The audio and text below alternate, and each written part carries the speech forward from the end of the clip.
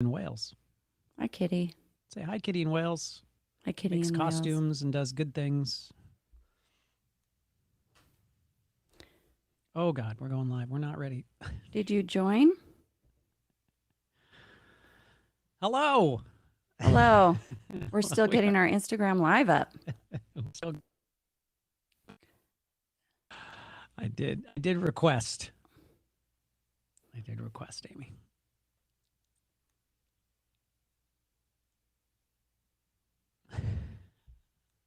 I don't know. I sent a hi. Hi, Kim. There we go. Hello. Technology. There we go. There we are.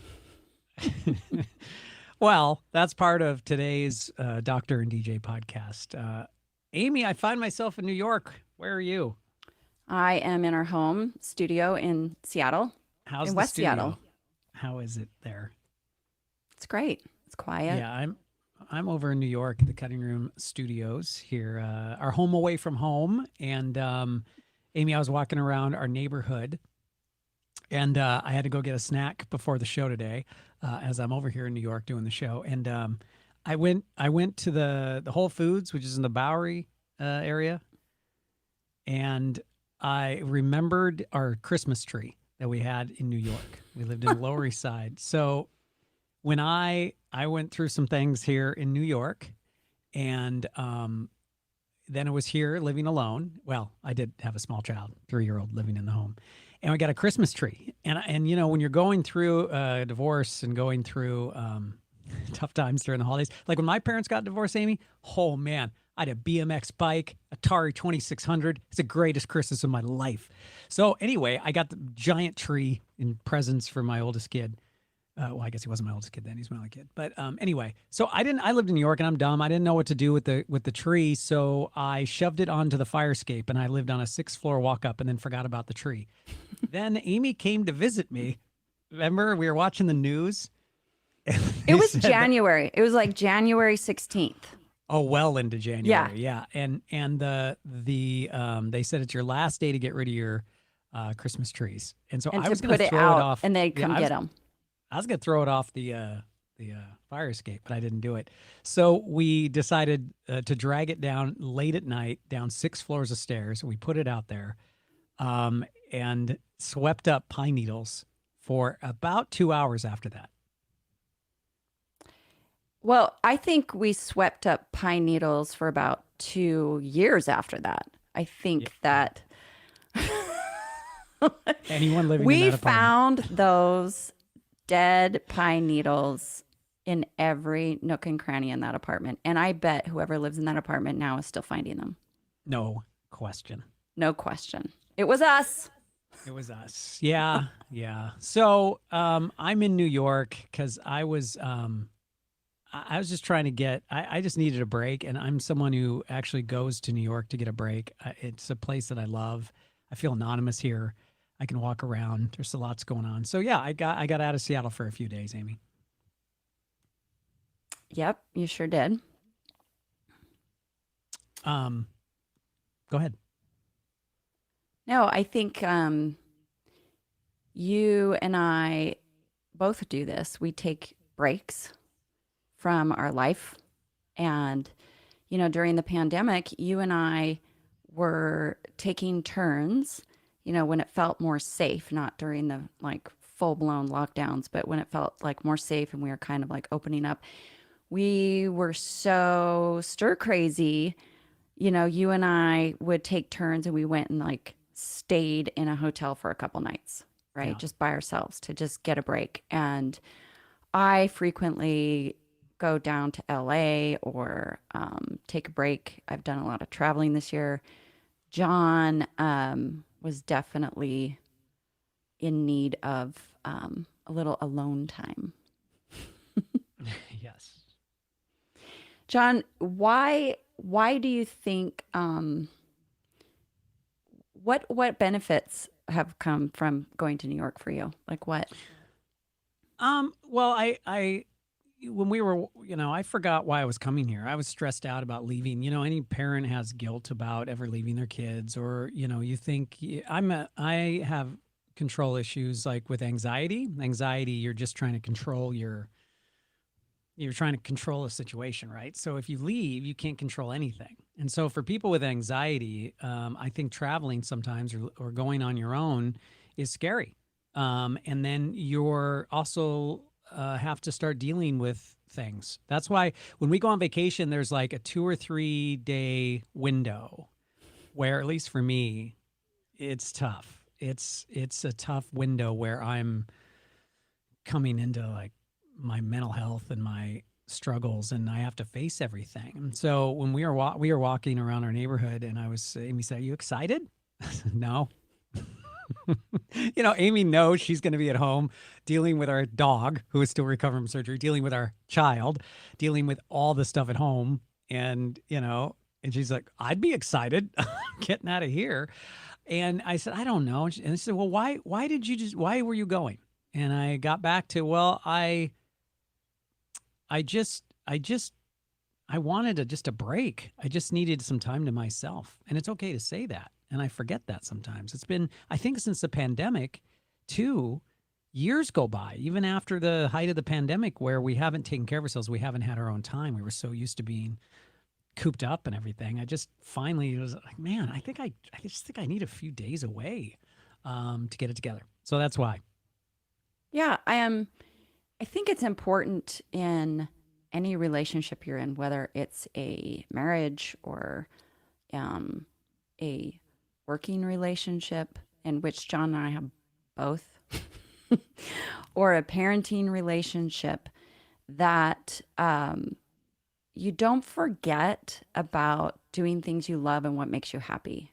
And I think we busy ourselves, and especially in midlife, we have all these obligations and all these things that we're busying ourselves with, that it's almost like we've taken on monthly payments. Does that make sense?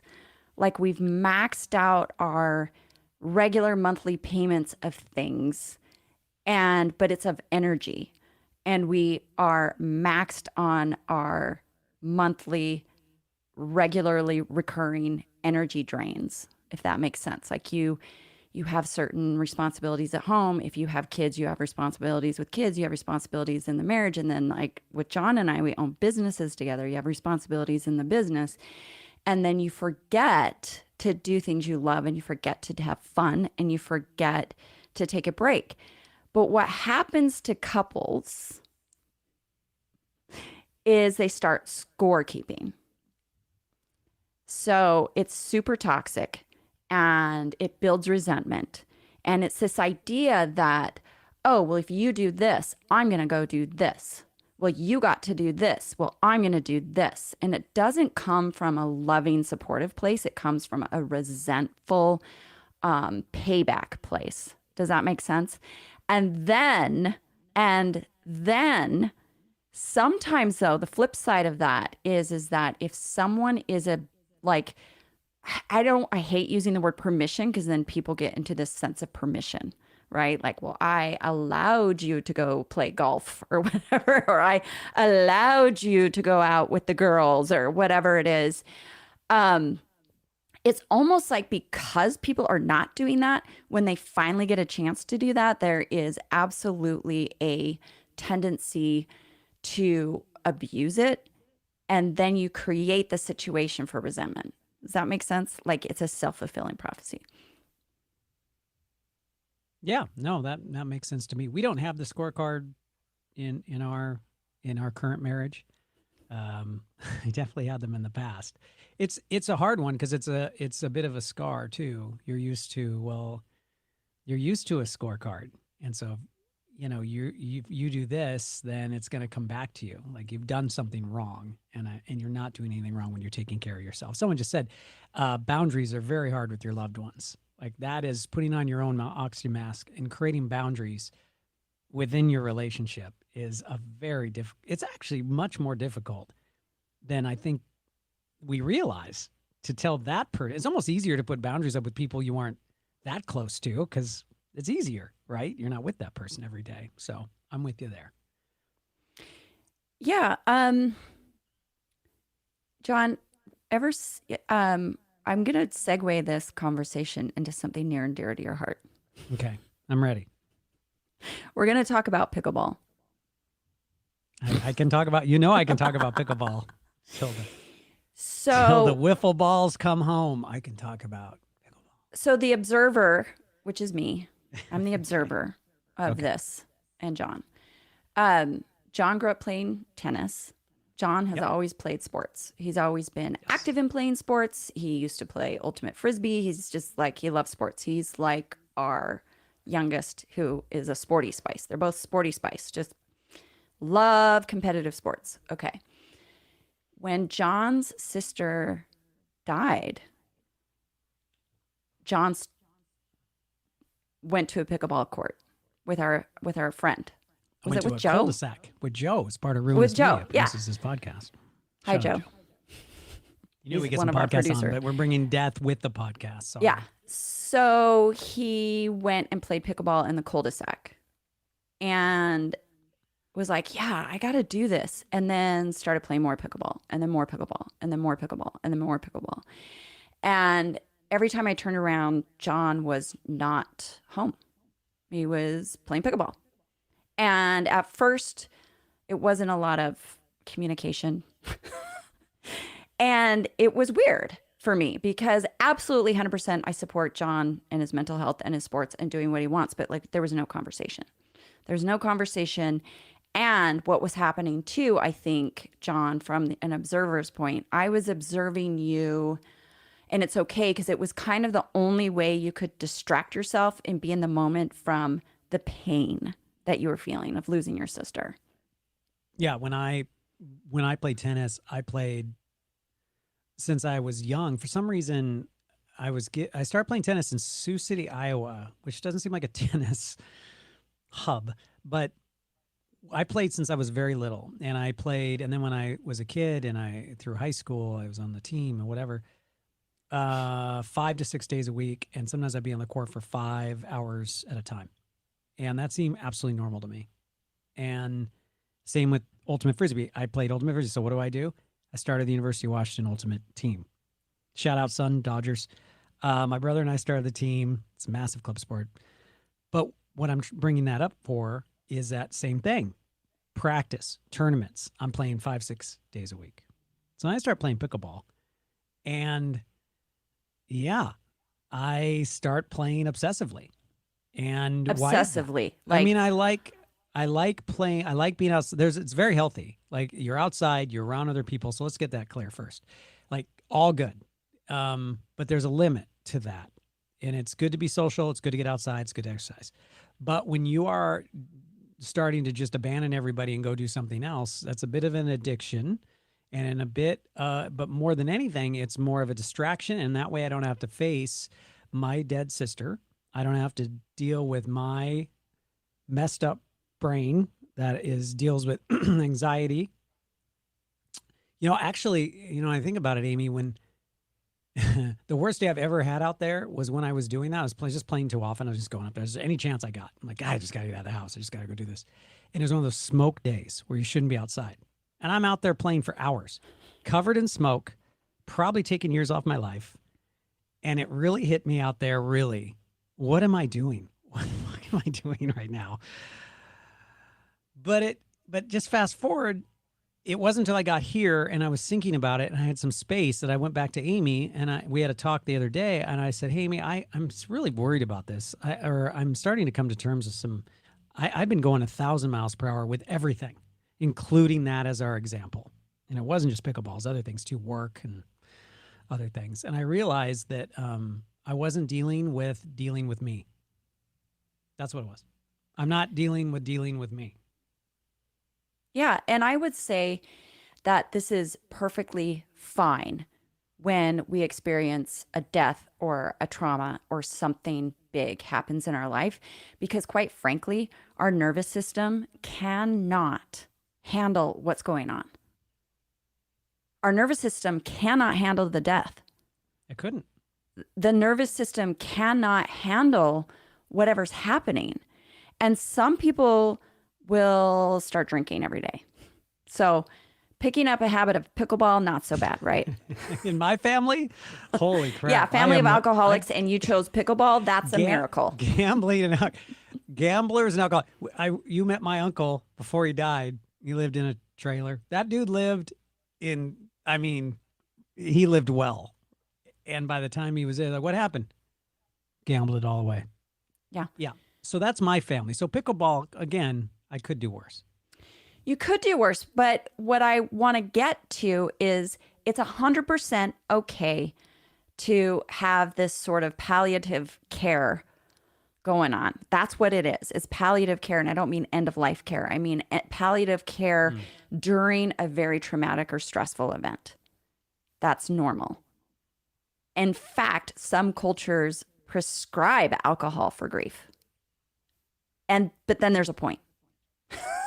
Then there's like, you hit the moment when your nervous system is ready to handle whatever it needs to handle. And then, maybe start investigating, allowing yourself to feel. We don't allow ourselves to feel. We are often just busying ourselves so we don't have to feel. And at midlife, you can't do that anymore. You actually have to be strategic about it. You have to say, okay, I have been in this holding pattern for so long with my armor and my pickleball and my drinking and whatever I'm doing. And now I actually do need to feel something. But that's what our nervous system does when it feels threatened, is it goes into these different patterns. And I think most people are familiar with fight or flight. Most people, when you think about stress, people are like, oh, are you fight or you flight? And I'm definitely flight. And John, in this particular instance, it's not really like a flight pattern. That's not what we're talking about. When we're talking about more of like an acute situation. Does that make sense? Like if you feel stressed, like what is the pattern? What do you fall into? And I need a minute. Like I need to run from the thing for a minute till I figure out how I'm feeling or thinking about it. John, I would say you're a fighter. You think that's accurate? I think that's accurate, and it may be why we don't fight well. We anyone like Amy and I, we're often referenced as like, oh yeah, model couple goals or going.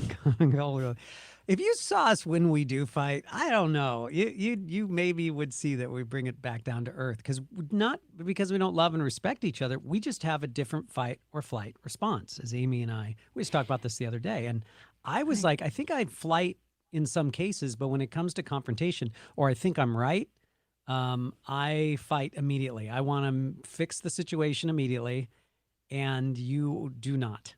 And so I'm talking to some people out there who are in this relationship where one is, I've had this conversation. Let's solve this right now. In my mind, like, why wouldn't we solve this right now? We could just solve this right now. We can work it all out this second. Why would we wait? Because my nervous system wants to do that. And yours is not prepared to do that. And so if you have one person pushing that and the other person walking away, I could open a whole business just dealing with this, I think. This is astrological signs and nervous system compatibility. So. Right. So people talk about fight or flight. And when you and I are in an argument or we have a breakdown, I need space and time. I need my brain to like calibrate, because it's not even thinking. If you are trying to fix something with me, we can't fix it. There's no fixing it because I can't even think. I can't even think straight. I couldn't even tell you what I want. And John just will keep coming at me. That doesn't go well, because like this is the kind of shit where I'll like get in the car and drive away because I literally need him to stop talking at me. Like, stop it. I'm leaving. And we've talked to our therapists about this, and guess what? What did they say?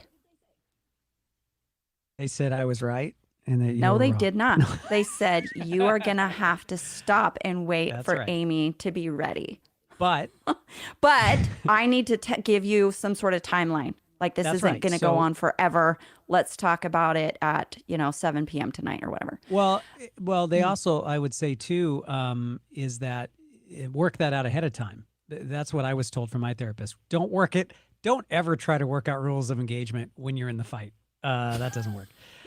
But if we talked ahead of time, which we did, is if I know, like, hey, are you going to come back when you do walk away, drive away, fly away? Are we going to be able to have a conversation? And he was saying, yes, I'm going to be at a point where I can talk, and you have to hold on until, and that's fair because I'm still going to get what I want. It's just not instant. And Amy gets what she wants because she's going to be able to walk away. And so if you have those rules ahead of time, when you're not in the fight, when you're in the fight, just it's too late. You should probably meet later. And so I know that now. I know that, and I think when we argue, I'm better about recognizing when I see myself starting. When Amy says she feels trapped, that jumped out at me. If you feel trapped in an argument, if a person is not allowing you to feel free, then something has to change immediately. That's what got me, Amy, is when you said you felt trapped. You literally felt like a caged animal, and it was, oh my God, really? Oh my gosh. See, I Well, I didn't know that. retreated to our bedroom and you were still yelling and you came down the hallway and were standing in the door and I was literally trapped in our room. I That's was correct. like gonna jump out of the window onto the This was deck or this was something, a you few know? years ago. It We've was a worked few that out. years That's ago, not happened since. but that was the moment. That's That was the moment. yes. Yep. Um, and when you realize that, you're like, oh shit, yeah, I definitely don't want to do this. But here's the thing: people talk about fight or flight, Hmm. and there's all this new research that's come out in the last 20 years. And I remember learning about it back when my sister died because I was trying to wrap my head around that, what happened to her. And at the time, my therapist was saying, well, um, it's not just fight or flight, right? Like when people are in danger or when they perceive danger, when they perceive stress, there's multiple reactions. It's not just fight or flight. And that was so helpful for me to learn about the other two. And the other two, one of them is freeze, and the other one I call appease. Now, some people in like the psychology space call it fawning, and I honestly think someone just wanted to have four F's going on for marketing purposes. I don't know why they call it that because it doesn't like resonate to me anyway, but I like using the word appease. So, freeze, a freeze response is literally you freeze. And if you've ever you got to look this stuff up on YouTube. You got to look up what happens to a possum when a predator comes after it. A possum will literally have like a dead freezing response, and the predator will like pull it into its cave or den or whatever. And then when they all go to sleep, the possum like comes back to life and runs, right? So it is a survival instinct. Um, the other one is appease. And so that means you're forfeiting whatever you want to just get the other person what they want so that you can just stop the fight or you can just stop the threat. Does that make sense? So people who are fighters, so it's really, really, really important. The reason why I'm even going into this is because whether you're in a romantic relationship or if you are a coworker or a business partner, or even I think about our children or on the playground or in school situations with administrators and teachers and coaches, that it's so important to know how you're going to respond and how the people around you are going to respond. That to me is more important than love languages. The love languages everybody's always talking about. If you know your nervous system language, that's gold.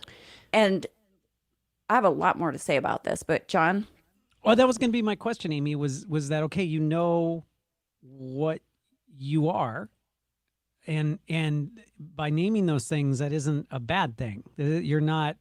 It's not a label, and there's something wrong with you. It's just you need to be aware of it. That's what struck me when you said that. And then going right into the kids, imagine if you could understand each child's fight or flight because you're being treated kind Freeze of or the same, right? appease. Yeah. So like our kid, he's he's a fighter. So, that would be different than another kid, right? So that seems like really important what you're saying here.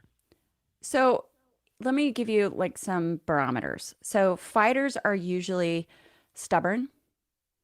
They argue to be right. They have a need to control. They can be explosive.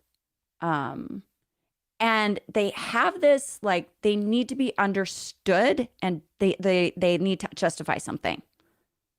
Does that make sense? There's like something to fix and justify and control and like um dig in. Okay? Those are fighters. Flee, flight, whatever you want to call it, a runner is more like shut down. More shut down, avoid, doesn't like conflict, might avoid text, emails, might sneak out. um, maybe will even keep busy to avoid it. And you often see people who flee are often perfectionists as well. Freeze, you want to stay under the radar.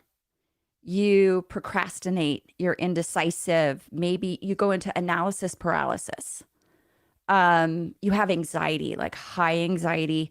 You tend to isolate, go into depression and overwhelm. And it's because you're kind of frozen in inaction. Does that make sense? Like you're so overwhelmed, it's just like you're frozen in inaction. An appeaser will completely merge with the demands of the other person in order to neutralize a threat. So you actually see this a lot in domestic violence or like sexual assault, because doing whatever the person is asking and is safer feels safer. Does that make sense? Yeah. Yeah. Which I think which is I really, like when I learned about appease, yeah. I was like, oh my gosh.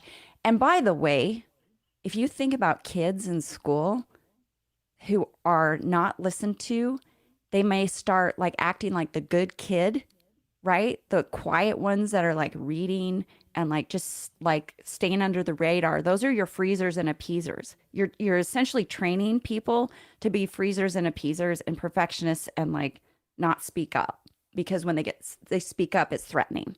You know, if teachers or coaches or administrators are rewarding that behavior. Does that make sense? Like, Yeah, it makes sense. And I feel like you can mix, clearly you can mix the two. You can be multiple things because I tend to appease at some point mhm. because that's a way to solve the problem, the fighting part. Like, I want it resolved. So, well, if I just appease, then it's going to be fine. I don't have to deal with it anymore. That's not good though. I know that in an argument, for instance, like I don't think that's smart in a relationship to just appease the other person because you're building resentment because you're not actually talking about how you feel. And we've seen our own kid change how they act to in a situation. So he's not the bad kid anymore, right? Or he's not the in trouble kid, maybe not the bad kid. Yeah, so that does make sense. Yeah. So I know this sounds all negative a little bit, and I don't mean it to. I actually am just trying to spread light on or shine a light on, like, think of it as a cause and effect. Um, but I will say that there are benefits to all of these. So if you are a fighter, the sort of healthy side or the like beneficial side is you're potentially assertive. You are good at boundaries. You ask for what you need. Those are all great things to look forward to if you're a fighter. If you are someone who flees or or takes flight, you know when to disengage. You know when to walk away, and you trust yourself. You trust yourself, like I need to disengage. If you're a freezer, you potentially have acute awareness of being in the moment, Mm. and you think before you act. And if you're an appeaser, the flip side is you could be like a really good listener, a compassionate person. So it's not all negative, if that makes sense. It's not all like a bad thing. It's really, really, really important, I think, to understand where you stand and where the people in your life stand. And what John said is that, some people will say things like, how you do one thing is how you do everything. That's such bullshit. That's not true at all. I am never late for my patients. I think I've been late to a patient call like 4 times in my entire life. Yep, doctors can be on time. I know. It's crazy. But taking my kid to soccer practice, guaranteed I'm going to be 5 minutes late. It's not true. How we do one thing is how we do everything. That is not true, actually. We will respond to different situations depending on who the person is, what the power dynamic is, what's going on, and if we feel safe or not in any given situation. Yeah, and being aware of it is huge. Getting back to the sports, because I'm aware of that, because I'm aware of like confrontation, that I can't walk away. That I if I'm not on top of knowing who I am, then I get in some stuff on, well, in this case, the court. I may have had 1 or 2 brush ups on the court because I was feeling disrespected or not believed, or something was said. I don't know what. And I tended to get in a lot of little fights when I was younger because of my mouth, because I'm quick. I can get back to you right away on something, and I'm usually can bring it down a level.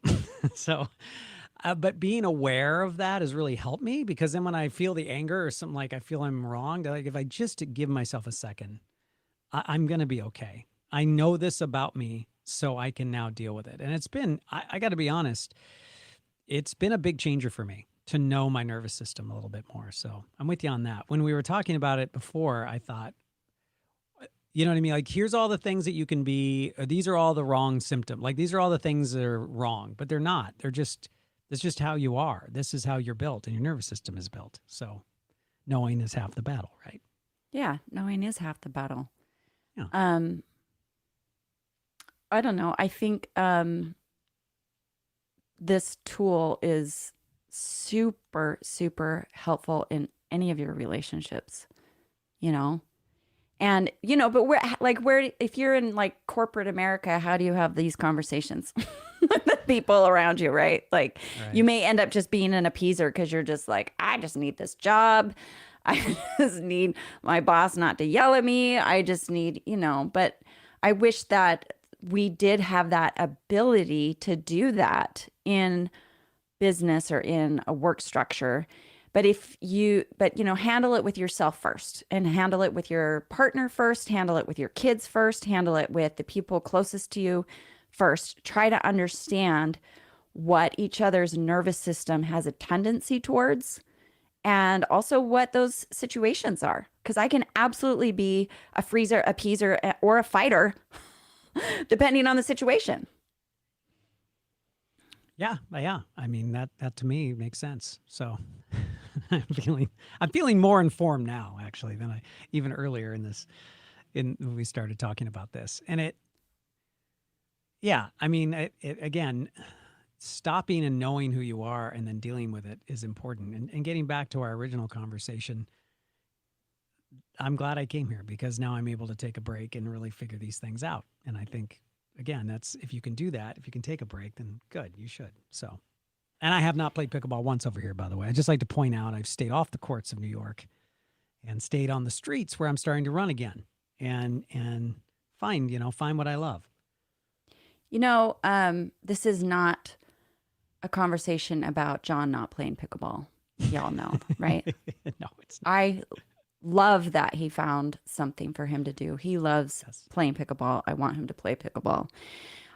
We're just using it as an example of something he did for himself when he needed to palliate his nervous system when his sister died.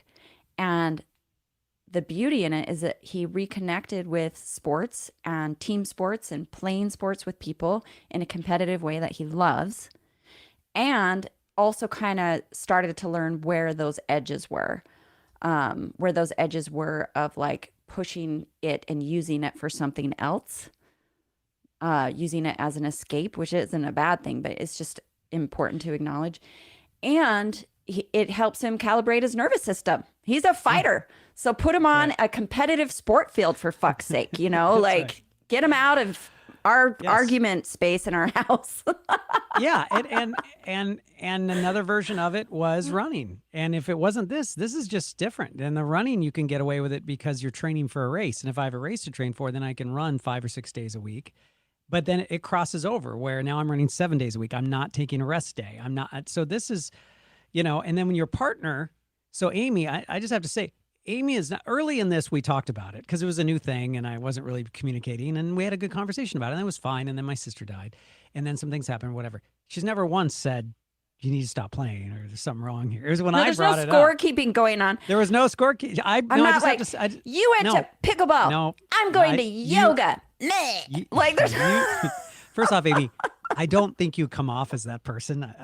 Maybe to people who are new here, she is not that person. But it was me bringing it up. I said it. I said, I think this is getting a little unhealthy. I need to be a little more selective of when I go or when I have this activity. And I really need to start focusing some of what little free time I have on my own health. And so since I've been here in New York, I've been taking these nice long kind of short, not, I'm sorry, nice long short runs. Short runs, slow runs for me anyway, 8-minute miles. And then I've been meditating every day. I've been journaling every day. And I've been listening to some different podcasts about mindset and things that I love, that I really enjoy every day. And I realize the time I'm taking now for myself, for my really taking time, has been really healthy for me and my mental health.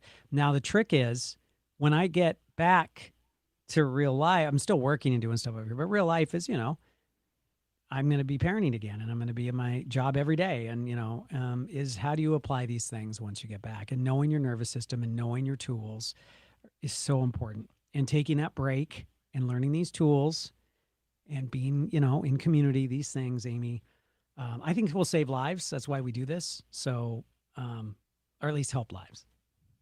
Right. I just want to say a little tip for those of you who are in relationships and do either if someone's traveling for work, like maybe it's not, they're taking a break for themselves. Oh. They're traveling because their job is sending them somewhere. Or going on a retreat by yourself or a vacation by yourself, or you're doing something that when you come back together, it's super, super, super, super important to have like a reintegration conversation.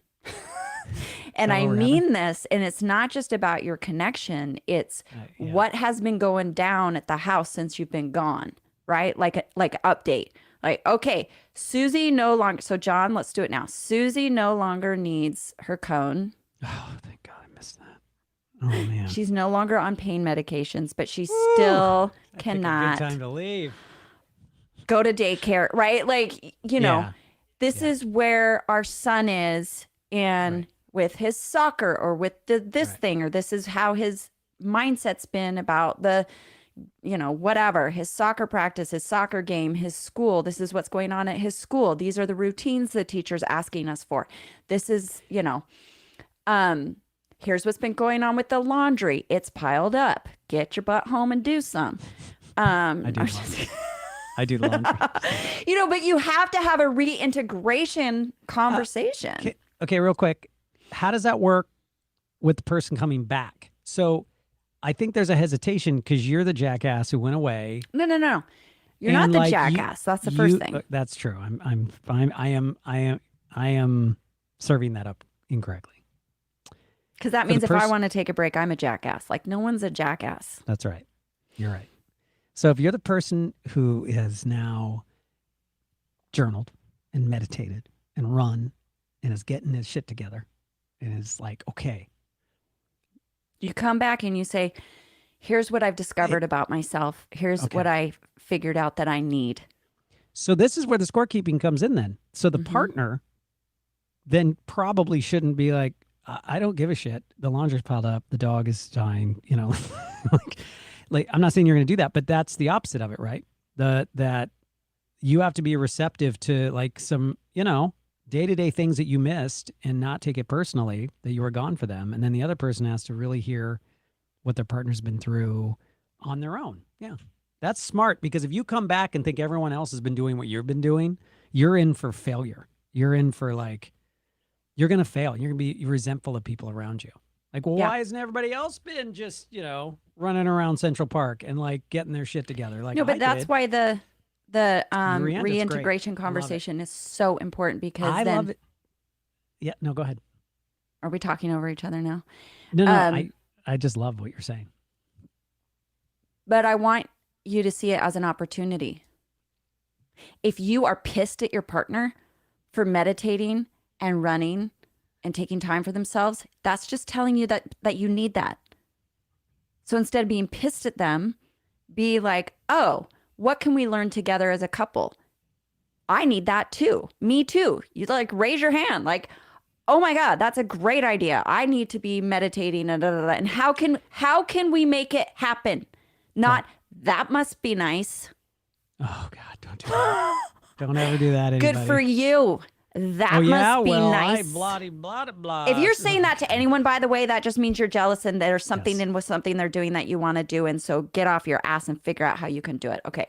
There's my You coming back soapbox. from a retreat was what kind of motivated me. Like, oh, I should do that, because it just sounded so nice. It just sounded nice. I wasn't like, oh, Amy, I don't mind taking care of the kids on my own, all that stuff. I'm happy you're taking care of yourself. That brings me joy. But I remember thinking, though, yeah, you're totally dead on, because I think that's where it originally came from in my head. Like, oh, I should do something. I had to do it. Then, of course, then of course, that led to retreat talk, led to our own retreat. So, like, we're kind of Yeah. living, We're hosting a retreat and we're this kind of didn't living come what we're from talking nowhere. about. Yeah. We didn't just one day pull it out of our ass, right? Like, wait, what if we did one? And I want to make a distinction about the retreat that we're hosting is that it's not just a vacation. Yeah. It is a curated experience that we want to build connection. We want you to feel like you belong. We want you to take a look at your life in midlife, and that might seem scary, but I promise you we'll make it fun and safe to be vulnerable and to come out of it with a clear sense of like what you need and what you want out of your life. And if you're in a couple, like what you two or three, or maybe you're in a throuple, need to move forward in life and at this next phase as midlifers, and to experience some awe and wonder and beauty. It's the whole Joshua Tree piece, but it's going to be really, really great. Yeah. Yeah. I'm excited about it. It's first one. Clearly, I've been on with Amy, and what we're planning is awesome. We're going to do a live podcast too. We're going to be in the same room in Palm Springs doing this. And our whole mission statement is bringing people together in community, and just, trying to make the world a better place through our own mental health, and through all of us being together and being kind to one another, and like figuring this out, because, we only get one of these. We might get more. We don't know for sure. But when we talked about it, and I thought about how we could do more, and you thought about that, this popped right up. So I think it's going to be life-changing. I think it's going to be, for me, life-changing. Yeah. I don't say that lightly. I've had many life-changing events, including living here in New York for a while. I wish everyone could do for at least a month, because it'll change your life, and how you see things. Just one hot, humid garbage pile of just good stuff. It's just amazing, right? So you take these chances, you do these things, and you gotta be, yeah, you just trust yourself on this one. So I'm looking forward to it. Yeah. Yeah.